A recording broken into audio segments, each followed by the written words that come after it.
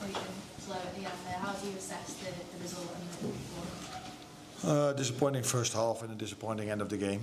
So once again, credits to Palace because I don't know, one of them is the Charity Shield, but it's not the first time we lose against them, although the first time was on penalties. We've played each other 4 times since I'm here. We both won once, twice it was a draw, although penalties they won. So it tells you how difficult it is for us, but not only for us, for every team in the league to beat them. And that's what we could see today. They deserve to be up 2 or 3 goals in the first half. Created 3, 4 very good chances. We were lucky that Alisson helped us.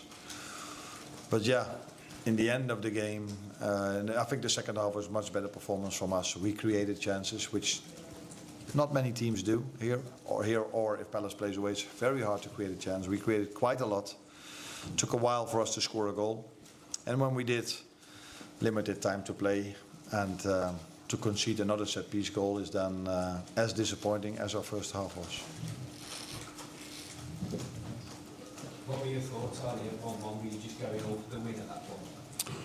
No, we had a lot of attacking players in our lineup at that moment of time, but I don't think many things happened in the extra time. It was, by the way, the extra time of the extra time when we conceded, which I think was fair because they made a substitution, so then you add half a minute extra.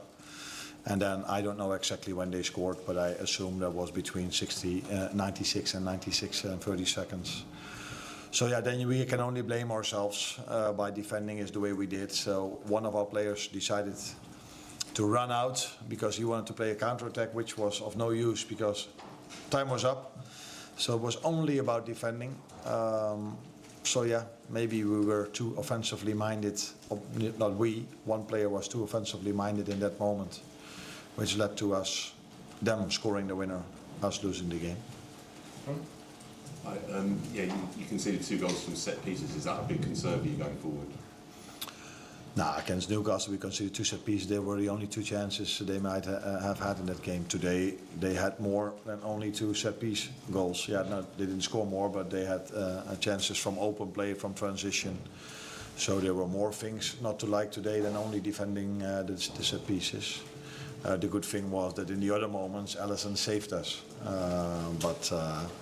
Palace have a few threats. Set pieces are one of them, but counter-attack and balls in behind are the number 2 and 3. And from all these situations, they've created a lot of chances.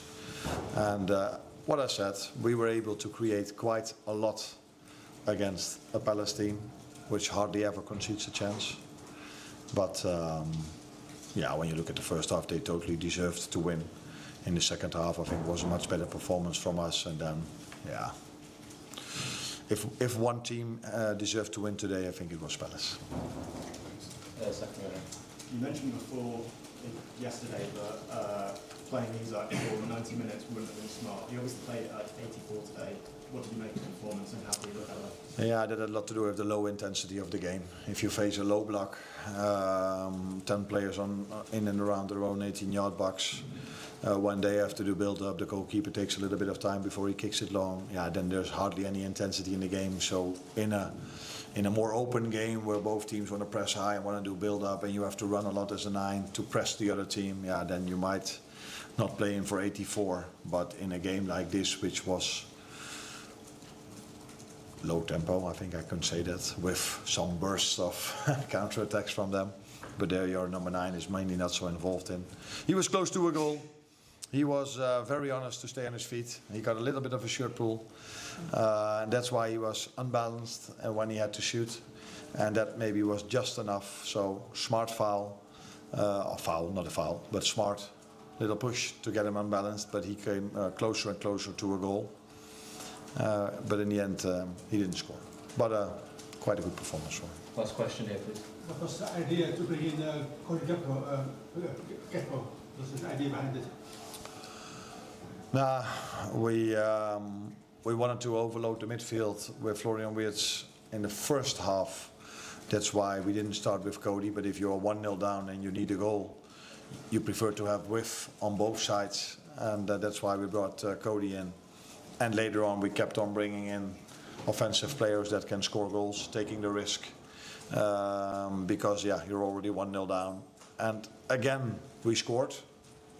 Maybe deserved is maybe a lot to say, but if you base only on the second half and the chances we had, because we were just discussing Isak, Florian Wirtz said, of course, a very big chance as well. We were closer and closer to scoring a goal. So yeah, that was the reason to bring Cody in, because yeah, the way we played the first half wasn't as I was hoping for before the game. Brilliant. Thank you, guys.